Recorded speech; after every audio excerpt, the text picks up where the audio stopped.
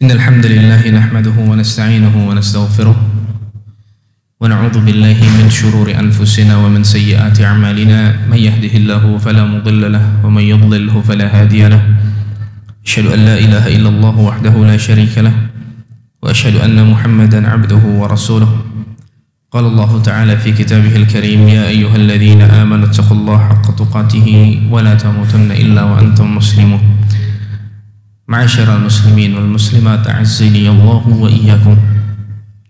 Kita kembali bersyukur kepada Allah Subhanahu wa taala atas limpahan nikmat yang Allah berikan kepada kita. Allah Subhanahu wa taala kembali memudahkan kita berkumpul di salah satu rumah-rumah Allah Subhanahu wa taala. Kita menuntut ilmu agama, kita berjalan dari rumah-rumah kita untuk mengkaji ayat-ayat Al-Quran dan hadis-hadis Nabi Muhammad sallallahu alaihi wasallam. Kita berharap kepada Allah Subhanahu wa taala semoga pertemuan kita ini adalah pertemuan yang senantiasa diberkahi oleh Allah Subhanahu wa taala dan semoga menjadi sebab ampunan untuk dosa-dosa kita di sisi Allah Subhanahu wa taala. Salawat dan salam tak lupa kita panjatkan kepada Nabi kita Muhammad sallallahu alaihi wasallam, kepada keluarga, kerabat, sahabat dan pengikut beliau hingga akhir zaman. Jamaah yang dimuliakan Allah Subhanahu wa taala, kita masih melanjutkan pembahasan kita di masjid ini, penjelasan 42 hadis yang disusun oleh Al-Imam An-Nawawi rahimahullahu taala tentang pokok-pokok di dalam agama Islam. Dan pada pertemuan sebelumnya kita telah menyelesaikan hadis yang keempat dan mulai sedikit membahas pembukaan dari hadis yang kelima. Maka insyaallah dengan izin Allah Subhanahu wa taala kita akan melanjutkan pada malam hari ini pembahasan hadis yang kelima di dalam kumpulan hadis Al-Arba'un An-Nawawiyah. Hadis yang kelima ini jamaah dimuliakan Allah Subhanahu wa taala adalah tentang larangan atau bahaya dari perbuatan bid'ah. Larangan atau bahaya dari perbuatan bid'ah. Hadisnya berbunyi, Al-Imam Nawawi rahimahullahu taala di sini membawakan dua buah hadis. Beliau membawakan dua buah hadis. Hadis yang pertama diriwayatkan oleh Imam Bukhari dan Imam Muslim, dan hadis yang kedua diriwayatkan oleh Imam Muslim saja. Dan hadis ini yang akan kita bahas ini, kata para ulama, merupakan thuluthuddin, 1/3 agama. Bahkan para ulama mengatakan usulul Islam ala thalathat ahadits. Pokok-pokok agama Islam itu terkumpul pada 3 hadis utama. Hadis yang pertama adalah yang sebagaimana yang sudah kita bahas pada hadis yang pertama, innamal a'malu binniyat. Dan hadis yang kedua adalah hadis yang akan kita bahas sekarang ini. Dan hadis yang ketiga adalah hadis yang nanti akan kita bahas juga insyaallah di hadis yang ke-6, innal halala bayyin wa innal harama bayyin. Jemaah yang dimuliakan Allah Subhanahu wa taala, hadisnya berbunyi dari Aisyah radhiyallahu anha qalat, qala Rasulullah sallallahu alaihi wasallam. Aisyah mengatakan, Nabi Muhammad sallallahu alaihi wasallam bersabda, man ahdatha fi amrina hadza ma laysa minhu fahuwa rad. Barang siapa yang mengada-ngadakan sesuatu yang baru dalam perkara kami ini yang bukan termasuk bagian darinya, maka tertolak. Ini hadis yang pertama. Wa fi riwayatin li Muslim, dan dalam riwayat Imam Muslim, man amila amalan laisa alaihi amruna fahuwa rad. Barang siapa yang mengamalkan suatu amalan yang tidak ada perintahnya dari kami untuk melakukan amalan tersebut, maka amalan itu akan tertolak.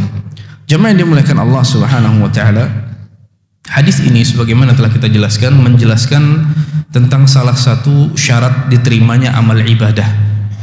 Kita tahu bahwasanya syarat diterimanya amal ibadah itu ada 2. Yang pertama adalah ikhlas lillahi taala. Seseorang beribadah ditujukan hanya untuk Allah Subhanahu wa taala semata. Dan ini sudah kita bahas di hadis yang pertama. Dalilnya apa? Innamal a'malu binniyat. Sesungguhnya amalan itu tergantung niatnya. Di dalam hadis itu disebutkan, barang siapa yang hijrahnya karena Allah, maka hijrahnya karena Allah. Dan barang siapa hijrahnya karena dunia atau karena perempuan, maka hijrahnya ya untuk itu, tidak dinilai ibadah di sisi Allah Subhanahu wa ta'ala. Nah, syarat diterimanya amal yang pertama adalah ikhlas untuk Allah Subhanahu wa ta'ala semata.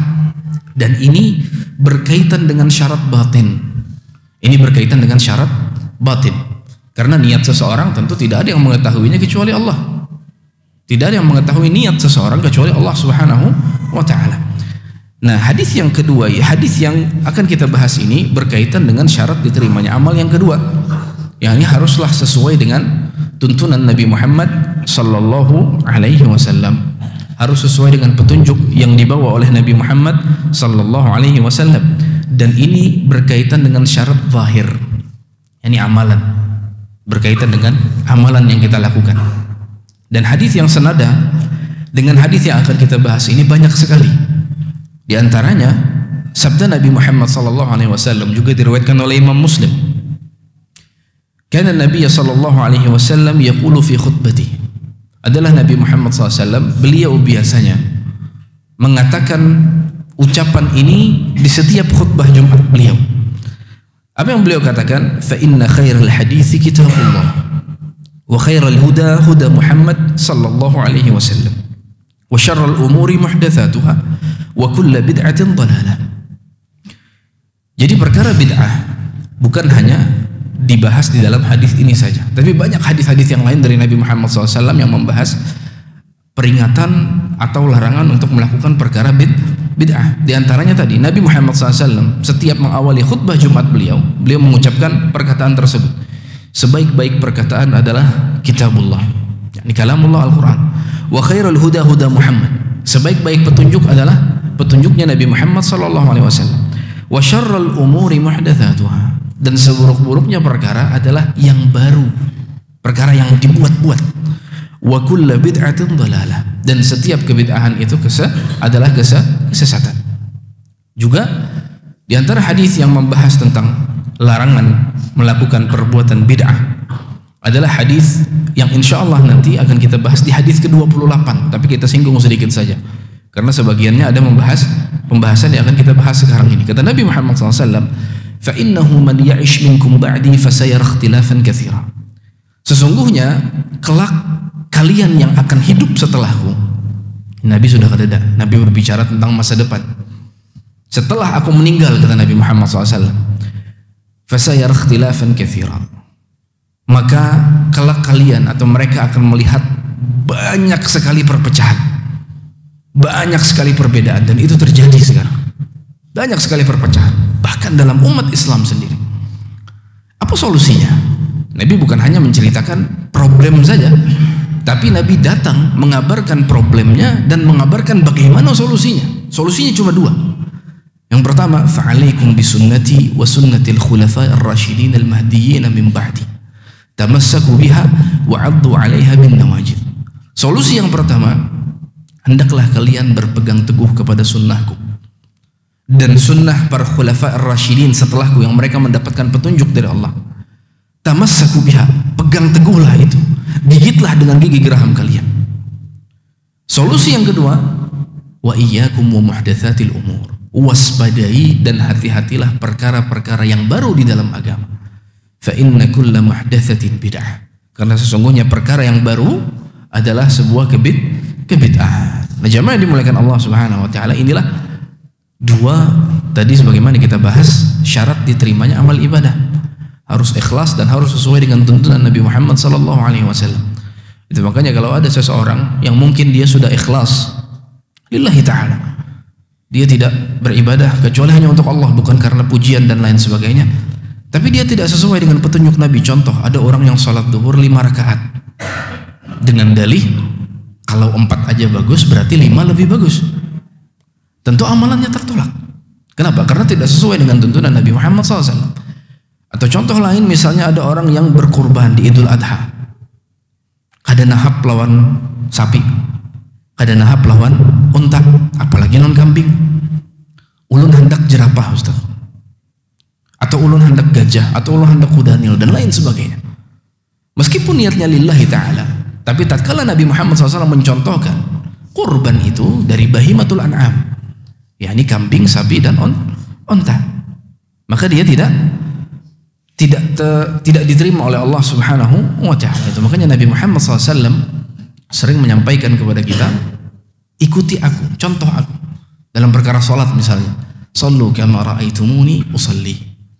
Salatlah kalian sebagaimana aku salat. Kita disuruh melihat kayak apa Nabi itu salat. Nabi salat kayak itu umpati. Kemudian di dalam haji dan umrah Nabi mengatakan, khudhu anni manasikakum. Ambillah manasik haji dan umrah kalian dariku. Ini contoh aku. Dan itulah diantara kenapa Nabi Muhammad SAW, alasan kenapa Nabi Muhammad SAW itu diutus. Liyuktada, untuk diikuti dan untuk ditiru. Kalau kita Nabi Muhammad SAW sudah diutus, kemudian kita ibadahnya tidak mengikuti Nabi Muhammad SAW, seakan-akan apa gunanya Nabi Muhammad SAW diutus? Bukankah Allah Subhanahu wa Ta'ala mengatakan, laqad kana lakum fi Rasulillah uswatun hasanah. Sungguh pada diri Rasulullah itu ada teladan yang baik. Kata para ulama, ini dalil bahwasanya apapun perbuatan Rasulullah harusnya kita contoh. Dari segi ibadahnya, dari segi muamalahnya dan lain sebagainya. Jamaah yang dimuliakan Allah Subhanahu wa Ta'ala, di dalam hadis ini kita akan membahas beberapa perkara. Perkara yang pertama, kita akan membahas makna bid'ah. Perkara yang kedua, kita juga akan membahas macam-macam bid'ah itu. Perkara yang ketiga, kita akan membahas siapa yang layak menghukumi sesuatu itu bid'ah atau bukan. Perkara yang keempat, nanti kita akan membahas apa saja bahayanya, bahaya dari bid'ah. Dan perkara yang kelima, kita akan membahas juga apa dhabit atau kriteria kapan suatu amalan itu dikatakan bid'ah atau bukan. Ini perkara penting jamaah yang dimuliakan Allah Subhanahu wa Ta'ala. Tapi kita pelan-pelan, insyaallah. Kalau tidak cukup pertemuan kali ini, kita lanjutkan di pertemuan yang akan datang. Jamaah yang dimuliakan Allah Subhanahu wa Ta'ala, sebelumnya kenapa Al-Imam An-Nawawi rahimahullahu ta'ala membawakan dua buah hadis dalam bab ini? Ini dalam bab larangan untuk melakukan bid'ah di dalam agama. Hadis yang pertama, man ahdatsa fi amrina hadza, barang siapa yang mengada-ada sesuatu yang baru dalam perkara kami ini, yani dalam Islam, ma laisa minhu, yang bukan darinya, maka dia tertolak. Hadis yang kedua, man amila amalan laisa alaihi amruna fahuwa rad, barang siapa yang melakukan suatu amalan tidak ada perintahnya dari kami, maka dia tertolak. Adapun hadis yang pertama, maka itu ditujukan untuk orang yang membuat amalan itu pertama kali. Man ahdatsa, buat. Ini untuk orang yang membuat amalan itu pertama kali. Ini kenapa dibawakan dua buah hadis, supaya orang yang melakukan bid'ah itu tidak berkelih. Oh, saya bukan yang membuat bid'ah tersebut. Artinya yang membuat perkara baru itu bukan saya. Bukankah di hadis dicantumkan oleh Nabi Muhammad SAW, siapa yang membuat perkara yang baru? Saya bukan membuat, saya cuma mengamalkan saja, mengerjakan saya. Maka datanglah hadis yang kedua, lebih tegas lagi, man amila amalan laisa alaihi amruna fahuwa. Yang mengamalkannya pun juga kena. Yang mengamalkannya pun juga kena.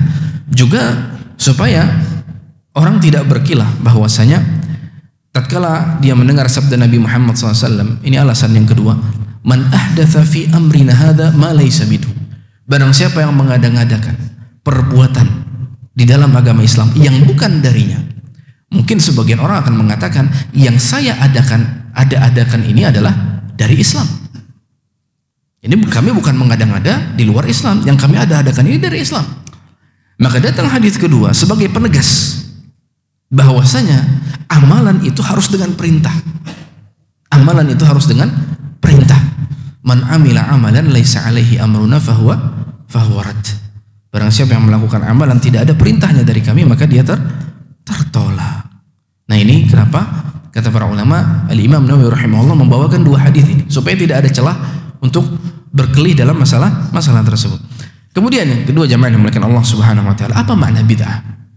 Bid'ah ini sering sekali mungkin agak risih di telinga kita. Bid'ah dan lain sebagainya. Apa maknanya sebenarnya? Apa makna bid'ah? Para ulama mendefinisikan bid'ah ini dengan dua istilah. Ada definisi dari segi bahasa, ada definisi dari segi syariat. Adapun bid'ah dari segi bahasa, kata para ulama, adalah makhturi'a ala ghairi mithalin sabiqin. Bid'ah di dalam bahasa Arab maknanya adalah sesuatu yang dibuat-buat, yang tidak ada contohnya sebelumnya. Sesuatu apapun. Ini lebih umum. Entah itu dalam agama atau dalam dunia. Ini makna bid'ah. Makhturi'a ala ghairi mithalin sabiq. Sesuatu yang dibuat-buat yang tidak ada contohnya sebelumnya. Itu makanya di antara nama Allah itu Al-Badi'. Al-Badi' itu artinya yang badi'us samawati wal ard. Allah lah menciptakan langit dan bumi yang sebelumnya tidak ada. Nah, ini bid'ah dari segi bahasa. Apapun yang tidak ada contohnya sebelumnya, maka dia dikatakan bid'ah dari segi bahasa. Maka kalau begitu, kalau kita definisikan bid'ah dari segi bahasa, maka mikrofon ini termasuk bid'ah. Handphone itu termasuk bid'ah. Pesawat itu termasuk bid'ah. Kamera termasuk bid'ah dari segi bahasa. Namun, apakah larangan bid'ah di dalam syariat itu adalah ini yang dimaksud? Yani bid'ah yang dimaksudkan dalam bahasa inikah yang dimaksud atau yang dilarang oleh Nabi Muhammad SAW? Jawabannya tidak. Jawabannya tidak. Adapun definisi bid'ah di dalam istilah syariat, banyak ulama berbeda pendapat untuk mendefinisikan bid'ah di dalam istilah syariat. Namun pendapat yang paling bagus di dalam masalah ini adalah perkataan Al-Imam Asy-Syatibi rahimahullahu ta'ala di dalam kitab beliau Al-I'tisam. Beliau menyebutkan definisi bid'ah yang maknanya al-bid'atu ibaratun an tariqatin fid din mukhtara'ah tudahi syari'ah yuqsadu bis-suluki 'alaiha al-mubalaghatu fit ta'abbudi lillahi subhanahu. Bid'ah itu adalah sebuah ibarat, tata cara di dalam agama yang dibuat-buat. Ingat, ada lafaz di dalam agama. Artinya ini keluar nih, mic. Ini masalah dunia. Kemudian tadi handphone keluar. Tariqatun fid din mukhtara'ah. Sebuah tata cara di dalam agama yang dibuat-buat. Tudahi syariah. Yang seakan-akan dia adalah bagian dari syariat. Yuqsadu bis-suluki 'alaiha. Yang diniatkan tatkala mengamalkan perkara tersebut al-mubalaghatu fit ta'abbudi lillahi subhanahu.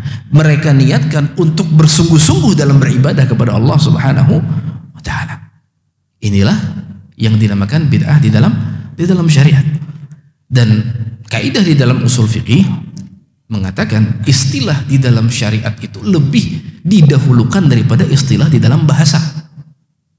Orang yang biasanya suka mendahulukan istilah bahasa itu biasa orang-orang liberal. Kenapa? Orang liberal mengatakan sholat secara bahasa itu artinya doa. Meskipun saya sudah tidak sholat bertahun-tahun, tapi tatkala saya berdoa itu saya dinamakan sudah sholat. Nah, ini orang liberal. Karena memang sholat secara bahasa artinya doa. Akan tetapi apakah sholat doa itu yang dimaksud tatkala Allah memerintahkan wa aqimus shalah, dirikanlah salat? Maksudnya berdoalah? Tidak. Maksudnya istilah salat di dalam syariat aqwalun wa af'alun makhsusah muftatahatun bit takbir wa muqtatamatun bit taslim bi syurutin khassah. Perkataan perbuatan tertentu yang diawali dengan takbir, diakhiri dengan salam dengan syarat-syarat yang disebutkan.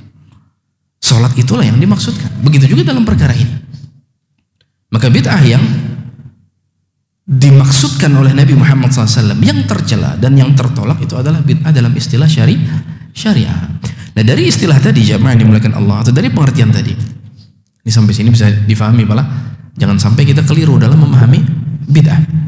Dari pengertian tadi kita menyimpulkan bahwasanya bid'ah itu ada dua macam. Bid'ah itu ada dua macam. Yang pertama adalah bid'ah di dalam dunia. Bid'ah di dalam perkara dunia, artinya sesuatu yang baru yang berkaitan dengan perkara dunia. Sebagaimana tadi yang ulun contohkan. Apa hukumnya itu? Boleh, sangat boleh. Bahkan kita silahkan berinovasi. Allah Subhanahu wa ta'ala, apa dalilnya? Dalilnya adalah surat Al-Baqarah ayat 29. Huwallazi khalaqa lakum ma fil ardi jami'a. Dialah Allah yang menciptakan seluruh isi bumi untuk kalian. Ini diciptakan untuk Allah, untuk kita. Kata para ulama, ini dalil bahwasanya asal segala macam sesuatu itu hukumnya boleh sampai datang dalil yang mengharamkannya. Ini dalam perkara dunia. Jangan sampai terbalik kaidah ini. Jadi kaidah di dalam perkara dunia, yakni hukum asal segala sesuatu yang berkaitan dengan dunia itu boleh sampai datang dalil yang mengharamkannya. Hukum asal hewan ini apa? Misalnya, hukum asalnya boleh. Tapi tatkala ada dalil untuk kita makan, maksudnya, tatkala ada dalil yang melarangnya, maka jadi haram. Hukum asal muamalah semacam ini, yakni jual beli semacam ini, hukumnya apa? Hukum asalnya boleh. Datang dalil yang mengharamkannya, maka jadi haram. Makanya kata Nabi Muhammad SAW, antum a'lamu bi umuri dunyakum. Kalian itu lebih mengetahui tentang perkara dunia kalian. Jadi segala sesuatu bid'ah di dalam perkara dunia itu diperbolehkan. Contoh misalnya tadi masalah mikrofon, Ustaz, apakah azan dengan mikrofon itu bid'ah? Tidak. Mikrofon di sini bukan zat ibadah, tapi dia sebagai perantara. Dia hanya alat untuk membantu azan tadi. Begitu pula orang yang saat itu bid'ah, saat orang haji umroh pakai pesawat. Nabi Muhammad SAW haji pakai unta. Maka keliru. Itu adalah wasilah perantara, bukan zat ibadah. Tatkala yang kita obrak-abrik hajinya itu bid'ah. Tatkala yang kita obrak-abrik azannya itu bid'ah. Bisa dipahami Pak? Nah ini bid'ah yang pertama, bid'ah masalah dunia. Bid'ah yang kedua, bid'ah yang berkaitan dengan agama. Inilah yang terlarang. Mengada-ada sesuatu yang baru di dalam ibadah, zat ibadah. Maka inilah yang terlarang. Kenapa terlarang? Yang pertama, karena agama Islam ini sudah sempurna. Agama Islam ini sudah sempurna. Allah Subhanahu wa taala mengatakan, "Al-yawma akmaltu lakum dinakum wa atmamtu 'alaikum ni'mati wa raditu lakumul Islam madina." Pada hari ini kata Allah, sudah aku sempurnakan bagi kalian agama kalian. Dan aku sempurnakan nikmatku untuk kalian, dan aku ridha Islam sebagai agama buat kalian. Jamaah yang dimuliakan Allah, sesuatu yang sempurna, kita bayangkan, sesuatu yang sempurna tatkala ditambah atau dikurang itu akan merusak kesempurnaannya. Contoh, Allah menciptakan manusia dengan sempurna, maksudnya fisiknya. Mata ada 2. Coba kalau kita tambah mata 1 lagi di sini, rusak kesempurnaan tersebut. Lubang hidung ada 2, tambah lubang hidungnya di sini. Ini makhluk apa? Rusak kesempurnaannya. Maka seperti itu pula di dalam agama. Tatkala Allah Subhanahu wa taala, Allah berikan wahyu kepada Nabi Muhammad SAW, dan Nabi Muhammad SAW sudah menyampaikan seluruhnya. Maka itu adalah kesempurnaan Islam. Dan kita bersaksi, jamaah yang dimuliakan Allah. Dan ini kita imani. Tidak boleh kita tidak beriman dengan hal ini. Tidak ada kebaikan kecuali sudah disampaikan oleh Nabi Muhammad SAW, semuanya. Dan tidak ada keburukan kecuali sudah dilarang dan diperingatkan oleh Nabi Muhammad SAW. Makanya kata Abu Dzar Al-Ghifari dalam sebuah hadis, tarakana Rasulullah SAW wa ma ta'irun yuqallibu janahihi fil hawa illa wa dzakara fihi ilma. Nabi Muhammad SAW meninggalkan kami, dan tidak ada ilmu apapun, bahkan burung yang mengepakkan sayapnya di udara, kecuali beliau sebutkan ilmunya. Dan Nabi Muhammad SAW mengatakan, ma min syai'in yuqarribukum ilal jannah wa yuba'idukum minan nar illa waqad buyyina lakum. Tidak ada sesuatu yang mendekatkan kalian ke surga dan yang menjauhkan kalian dari api neraka kecuali semuanya sudah dijelaskan kepada kalian. Sudah selesai. Semuanya sudah disampaikan oleh Nabi Muhammad SAW. Tidak ada sesuatu yang baru. Maka bid'ah tercela karena merusak kesempurnaan Islam. Yang kedua, sama saja dia menuduh Nabi Muhammad SAW mengkhianati risalahnya. Artinya ada perkara yang tidak disampaikan oleh Nabi Muhammad SAW. Maka ini tuduhan apa namanya? Ini berat kepada Nabi Muhammad SAW. Mungkin dia tidak mengatakannya secara langsung, Tapi tatkala seseorang mengamalkan suatu amalan yang di zaman Nabi itu tidak dikerjakan, bahkan para sahabat tidak mengetahuinya, kemudian ada orang di zaman sekarang mengatakan itu sunnah atau bahkan wajib, ini siapa penanggung jawabnya? Mungkin dia tidak mengatakan Nabi tidak menyampaikan seluruh risalah, tidak berani dia mengatakan demikian, tapi secara tidak langsung dia mengatakan demikian. Alasan yang ketiga, kenapa bid'ah di dalam agama terlarang? Kenapa? Karena hukum asal dari segala ibadah itu adalah dilarang. Hukum asalnya. Bolehkah sholat? Asalnya tidak boleh, haram.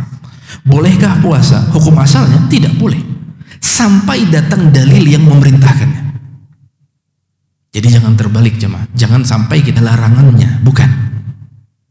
Di dalam ibadah itu yang dicari mana perintahnya. Di dalam masalah dunia yang dicari mana larangannya. Tadi sebagaimana sudah kita jelaskan, ini hukum asal, segala sesuatu adalah boleh sampai datang dalil yang mengharamkannya. Kalau ada dalil yang melarang, oh berarti itu kada boleh. Sebaliknya perkara ibadah, jangan sampai kita mengatakan aku melakukan ini kan tidak ada dilarang oleh Nabi Muhammad SAW. Cariakan larangannya dalam Al-Quran, cariakan larangannya dalam hadis. Buka kutubus sittah sampai kiamat kada bakal dapat larangannya. Karena memang hukum asal ibadah itu tidak boleh sampai datang dalil yang memerintahkannya. Jadi di dalam ibadah itu yang dicari mana perintahnya. Mana perintahnya. Nah ini jamaah yang dimuliakan Allah Subhanahu wa taala, itu makanya perkara bid'ah ini perkara yang luar biasa berbahaya. Ini bid'ah di dalam agama. Luar biasa berbahaya. Apa jadinya kalau semua orang datang dengan sesuatu yang baru? Rusak agama, Pak. Si fulan membawa ibadah A, si Alan membawa ibadah B, si ini membawa ibadah baru lagi. Rusak agama. Dengan dalih yang penting baik. Nah, ini juga keliru. Takaran baik atau tidak di dalam syariat kita itu apa harus sesuai dengan Al-Quran dan Sunnah Nabi Muhammad SAW. Kalau dipandang syariat itu baik, maka itu baik. Bukan pandangan manusia. Karena kalau baik itu menurut pandangan manusia, maka kebaikan itu berbeda-beda. Karena bisa jadi si fulan menganggap baik, si Alan menganggap tidak baik. Maka beda-beda. Maka kebaikan itu patokannya dari siapa? Dari Al-Quran dan hadis Nabi Muhammad SAW. Meskipun di mata kita itu tidak baik. Contoh dalam masalah waris. Kenapa bebinian dapat satu bagian? Kok lakian dapat dua bagian? Sebagian mungkin bergeretek dalam hatinya, nih kada baik di mata dia. Tapi patokan kebaikan itu adalah patokan yang ditentukan oleh kitabullah wa sunnah Rasulullah SAW. Adapun perkataan manusia mungkin di hadapan kita itu baik. Contoh, misalnya apa ya? Banyak sekali toleransi kebablasan kepada umat selain Islam, sampai mendatangi peribadatan mereka misalnya. Datang ke tempat-tempat ibadah mereka. Di mata kita, Masya Allah, indahnya Islam. Bersatu. Itu di mata kita. Tapi apakah itu diridhoi oleh syariat? Tidak. Di dalam agama itu tidak baik. Itu makanya patokan kebaikan, segala sesuatu, itu berkaitan dengan apakah dibolehkan oleh Allah melalui kitabullah atau melalui hadis Nabi Muhammad sallallahu alaihi wasallam. Kemudian jamaah yang dimuliakan Allah Subhanahu wa taala, kita juga menyadari, nah ini juga penting. Kita juga menyadari di zaman sekarang manusia menyikapi bid'ah itu berbeda-beda. Ada dua kubu. Ada dua kubu manusia dalam menyikapi perkara bid'ah. Kubu yang pertama bermudah-mudahan dalam perkara bid'ah. Ya tadi sebagaimana ulun katakan, selama itu baik maka silakan. Bahkan ulun pernah mendengar langsung jemaah Allah. Ini dengan telinga ulun sendiri. Di salah satu pengajian lah ada. Kada usah mencari dalil. Nang penting baik gawi. Ini perkataan seakan-akan baik. Tapi ini hakikatnya racun. Bukan seperti itu. Ini patokan kebaikan adalah kitabullah dan sunnah Nabi Muhammad SAW. Ini orang dalam menyikapi bid'ah, golongan yang pertama dia bermudah-mudah. Semuanya dianggap boleh, ini boleh, sesuatu yang baru dianggap boleh. Maka ini kita tidak setuju. Kenapa tidak setuju? Akhirnya hancur agama ini kalau semua orang mengatakan ini bagian dari agama, ini baik, ini boleh, rusak. Semua orang bisa berpendapat. Kelompok yang kedua, ada orang yang ekstrim, serampangan membid'ahkan orang lain tanpa kaidah-kaidah yang jelas, tanpa dhawabit-dhawabit yang jelas. Ini juga keliru. Sedikit-dikit bid'ah, ini bid'ah, itu bid'ah. Ini juga keliru. Itu makanya kita penting. Kapan atau siapa yang boleh atau bisa menghukumi suatu perkara itu bid'ah atau tidak? Syekh Ali Hasan Al-Halabi rahimahullahu ta'ala, beliau menyebutkan di dalam kitab beliau Ilmu Usulil Bid'ah, ilmu tentang usul-usul atau kaidah-kaidah dalam bid'ah. Beliau menyebutkan setidaknya orang yang ingin menghukumi suatu perkara itu bid'ah atau tidak, dia harus memiliki dua syarat supaya ada serampangan jemaah. Karena kita tanpa kita sadari agama juga rusak dengan golongan yang seperti ini. Semua dibid'ahkan. Kata beliau, kata Syekh Ali Hasan, syarat yang pertama an yakuna 'arifan bi sunnat Nabi sallallahu alaihi wasallam wa siratihi. Hendaklah orang yang ingin menghukumi sesuatu itu bid'ah atau tidak, dia mengetahui dengan pengetahuan yang luas berkaitan dengan sirah atau sunnah-sunnah Nabi Muhammad SAW dan hadis Nabi Muhammad SAW. Supaya apa? Supaya jangan sampai dia mengatakan perkara itu bid'ah padahal ada contohnya dari Nabi Muhammad SAW. Dan betapa banyak yang seperti ini, mengatakan perkara itu bid'ah padahal ada contohnya dari Nabi Muhammad SAW. Bahkan ini pernah terjadi di zaman sahabat Nabi Muhammad SAW. Para sahabat loh, kalau jauh-jauh di zaman kita. Di zaman sahabat itu sudah ada seperti ini. Sebagaimana dalam sebuah hadis diriwayatkan oleh Imam Muslim, tatkala Sa'ad bin Abi Waqqas meninggal dunia, maka Aisyah dan para istri-istri Nabi yang lain menginginkan coba jenazah Sa'ad bin Abi Waqqas itu bawa ke Masjid Nabawi supaya kami para istri Nabi yang tinggal di sekitaran masjid ini bisa ikut menyolatkan Sa'ad bin Abi Waqqas. Akhirnya dibawalah jenazah Sa'ad bin Abi Waqqas di dalam Masjid Nabawi. Ini hadisnya dalam Sahih Muslim. Ada beberapa orang yang, namun bahasa kita, menggerunum, karena mungkin dia tidak tahu dan lain sebagainya. Apa yang mereka katakan? Makanatil janaiz yudkhalu biha ilal masjid. Dalam riwayat lain dikatakan hadhihi bid'ah. Ini perkara bid'ah wahai Aisyah. Tidak pernah di zaman Nabi jenazah itu dimasukkan ke dalam masjid untuk disolatkan. Ujar mereka yang mengklaim ini. Mereka terlalu cepat memvonis itu adalah bid'ah. Apa kata Aisyah? Aisyah mengatakan, ma asra'an nas ila an ya'ibu ma la ilma lahum bih. Betapa cepatnya manusia memvonis suatu perkara yang mereka tidak ada ilmu dalamnya. Kata Aisyah apa? Wallahi, demi Allah, ma sallan Nabi SAW ala Suhail bin Bayda wa akhihi illa fi jawfil masjid. Demi Allah, tidaklah Nabi Muhammad SAW menyolatkan Suhail bin Bayda dan saudaranya kecuali di dalam masjid.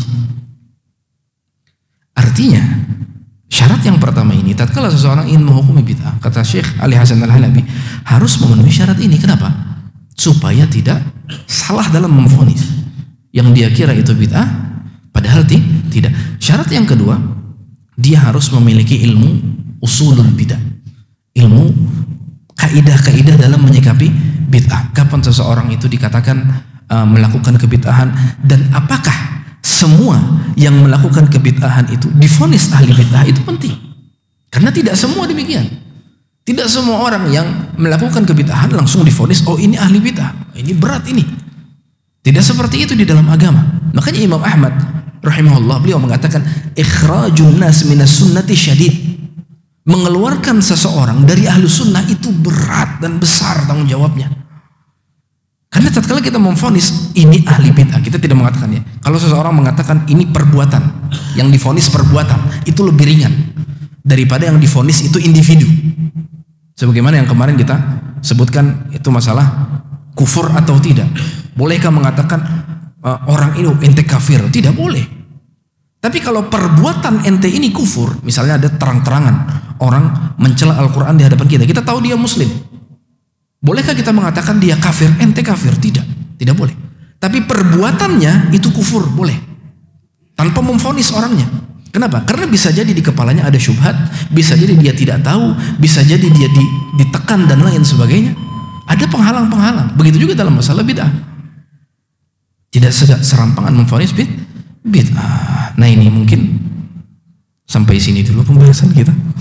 Insya Allah akan kita lanjutkan pada pertemuan yang akan datang, masih dengan penjelasan hadis yang kelima tentang larangan atau bahaya perbuatan bid'ah di dalam agama. Ini yang dapat kami sampaikan pada pertemuan kali ini. Salah dan khilafnya Allah mohon maaf. Kita tutup dengan doa kafaratul majlis. Subhanakallahumma wa bihamdik, asyhadu an la ilaha illa anta, astaghfiruka wa atubu ilaik. Wassalamualaikum warahmatullahi wabarakatuh.